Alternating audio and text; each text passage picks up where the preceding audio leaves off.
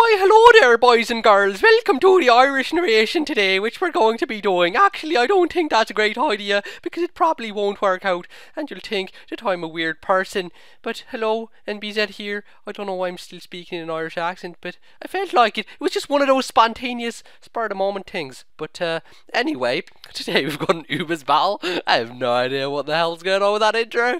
Whatever. It's a game against a guy in fifth gen, not Black, White 2, original Black and White, and it's against Ashlynx101, and I actually had this in my folder for a long time, and I don't know why I haven't done anything with it, but I'm doing something with it now, and you better believe it, because here's the battle, you're seeing it in your face. So, enough with Dialga.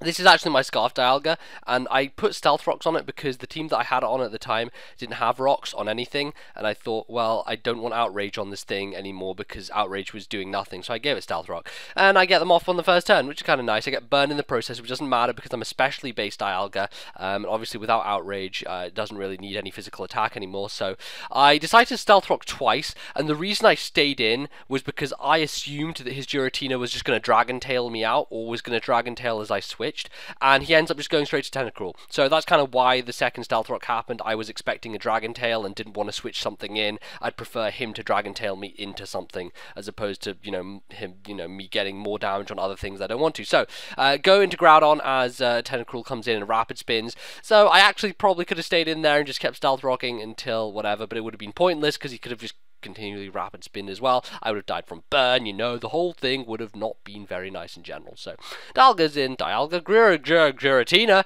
Groudon. Man, names, you should try and get good with those, because they usually help in life, if you know people's names, even Pokemon's names, that usually helps. So, T-Wave, the Abomasnow, it comes in.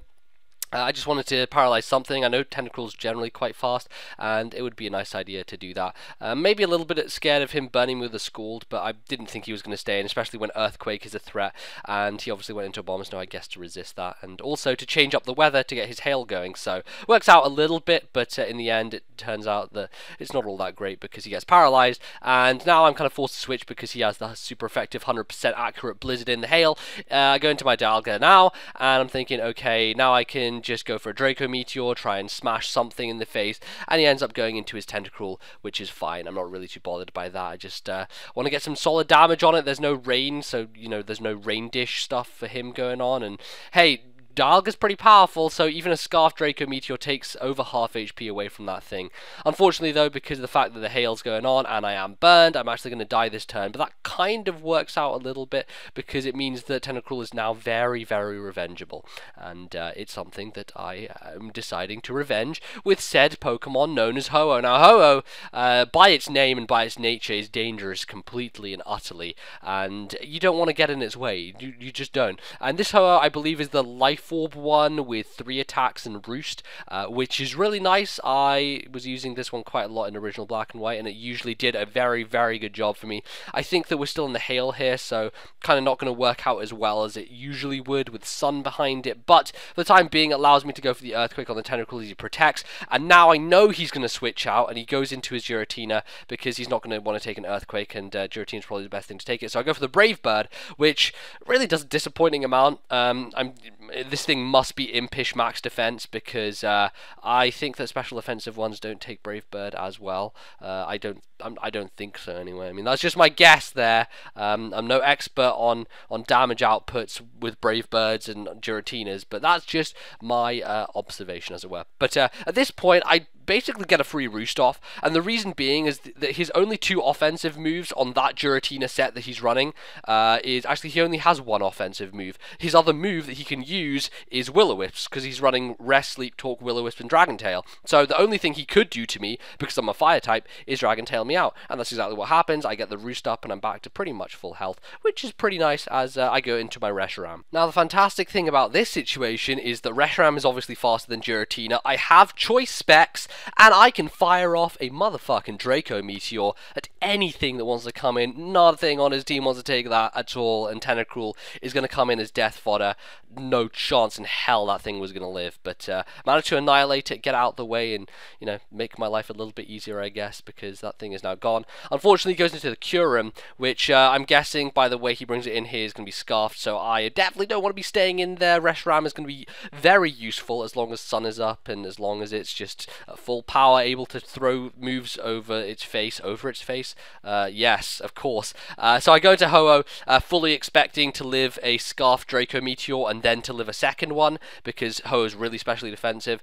Unfortunately, he crits me with the first one, meaning that I kind of get screwed over and my Ho-Oh dies. So that kind of sucks, because I really would have wanted Ho-Oh to, you know, do some heavy sweeping in this game. It seemed like it would threaten his team greatly as he's running Hail, and, well, it just doesn't work out because, well, that's how life goes, I guess. It goes into the Giratina as I switch in my Groudon, obviously predicting either the Earthquake or whatever, or the T-Wave, or he just basically wanted to take any kind of move, and Giratina generally does that. Now, the funny thing about this is that I'm not using the same team as that Dialga was originally meant to be on, so I actually have two Stealth Rockers, meaning even though my Dialga died and he rapid spun them away, he can't get rid of them anymore because Tentacruel's gone, and I actually have them on my Groudon as well, which is pretty phenomenal. So, expecting the Will-O-Wisp after I get the Stealth Rock up, I'm going to go straight into my Reshiram, and knowing that I can basically take him out with a Draco Meteor from this point, seeing how physically defensive he was before. I'm Specs, I have super effective damage, stab, everything behind it.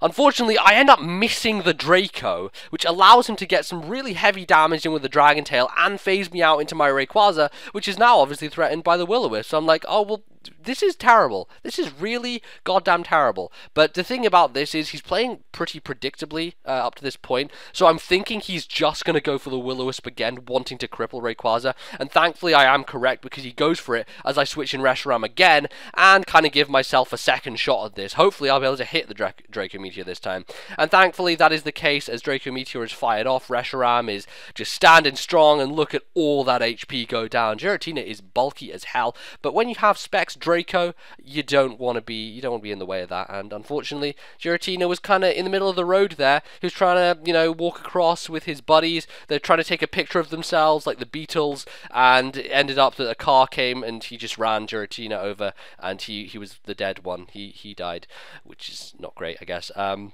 So he goes into his Abomasnow, which now, seeing that he brings it in and it's paralyzed, I kind of think, yeah, fuck it, I'm Specs, I have Draco Meteor, let's just fire one off and see what it does. And he ends up actually double switching into his Arceus Ice, either predicting me to switch out fearing not to kill him, or just to, I guess, use it as bait to get this thing in. But it doesn't really work out great for him, because he takes a hefty chunk from the Draco regardless, even though I am at -2. But in this situation, I'm thinking, okay, let's go to Groudon. I can get the Sun up and thus eliminate the fact of him getting 100% accurate Blizzards, and hopefully I should be able to paralyze him and then take him out with something else. So he gets the Carmine on the switch and then goes for the Blizzard, which, as you can see, getting the Sun up really helped there because it ends up missing, allowing me to paralyze the Arceus, put it in a really terrible position where I can now go for the Earthquake. I don't think I'll finish it off at this point, and I might have to go to something else to revenge it. I don't. He ends up recovering, which now means that there's no point in Groudon staying in because it's definitely not going to be able to do much damage to this thing. I don't have Stone Edge, I believe I have Dragon Claw and Earthquake as my offensive moves, so it doesn't really lend itself too keenly to such a situation. So I end up going into my Reshiram, just thinking, hey, it's probably going to recover again, and if not, then, well, that works out because, you know, I can just get him paralyzed, which is exactly what ends up happening. He gets paralyzed on the switch, and I'm not really going to call it hacks because, hey, he hacked me earlier with this Reshiram, so it's just Reshiram getting its hacks back, yeah, in the thing. So that happens, and I kill him with the Fusion Flare. Beautiful, beautiful, beautiful indeed. He goes into his Rayquaza, which could be a threat if I let it set up and stuff. So instead of letting him do that, I'm going to go and stay in here with the Fusion Flare. And even though, you know, the Sun is negated because of Airlock, I'm still going to do a heavy chunk to him with the Fusion Flare. And now, because he's so low, I will be able to go into either Arceus or my own Rayquaza, go for the Extreme Speed, and should be able to finish him off. And hopefully an Extreme Speed from him shouldn't be able able to dent either one of them, even though he's +1 with a life orb. Arceus is definitely the better one to switch in here, because Rayquaza is a bit frailer. I'm easily able to take the +1 extreme speed and can retaliate with an extreme speed of my own, which is in fact going to clean the thing out. And see, it only does less than half, which means that, you know, it's just not good enough, Rayquaza, to dent the great and mighty Arceus, who stands astride and above and beyond all else, because it's just really good. It just really is. So ends up going to the Kyurem, which I guess I could stay in and try and go for the extreme speed on, and just to whittle it down. I think this actually might be... No, it's not his last one, but he doesn't have much left that I should be too afraid of, and Arceus really isn't needed for anything else at this point, so I just smack him with the extreme speed, get a heavy amount of damage going on there, and I'm going to die to a Draco. But it doesn't really matter, because I do, of course, have my own Rayquaza still in the wings, and my own Rayquaza, ladies and gentlemen! He's phenomenal. He's fantastic. He has the extreme speed. He also has a choice band and should be able to deal with it aptly. But before doing that, I decided to go into my Groudon, just because he's at -2, and it seems like a good idea to try and get Groudon more use than anything else first of all, before I just go straight into Rayquaza and go for the extreme speed. Plus, I think his Giratina is still alive, so I don't really want to lock myself into it, which makes more sense, I guess, as to why I went into Groudon as opposed to straight to Rayquaza. So, end up going for the Dragon Claws. He switches in the Abomasnow. He ends up actually dying to 2 of them, and because he's slower thanks to the T-Wave, I end up being able to take him out pretty cleanly. Now I believe his only things left are the Giratina and the no, why do I keep thinking he has Giratina left? I already killed that with a Draco Meteor. What am I doing? I don't know why I kept thinking that. Hey, maybe I could have gone into Rayquaza and locked myself into extreme speed and finished the rest of his dudes off. But you know what? Didn't really matter in the end, because end up dying to a Blizzard from this thing. But of course, I still have Rayquaza left, so it doesn't really make a huge difference, because I'm going to be able to extreme speed it regardless, even though the Kyurem is scarfed. It doesn't matter at all, because Rayquaza has the +2 priority. And that is exactly what's going to happen. Unfortunately, he didn't die to Stealth Rock switch in, so I guess it means that Groudon has to die, but Rayquaza does not, because he's banded, he's a manded, and he is the guy who does the stuff. So that's what he does. He kills him, kills Quills him, he dies, and that is the end of that chapter. End of that chapter indeed. I hope you guys enjoyed this video. If you did, feel free to leave a like. That's, you know, that's a thing you can do. Only if you want to. I'm not going to try and force feed it down your gob. You can do it if you want. It is your free choice. It's your life to live. So take your choice and pick a thing if you want. That's something you can do.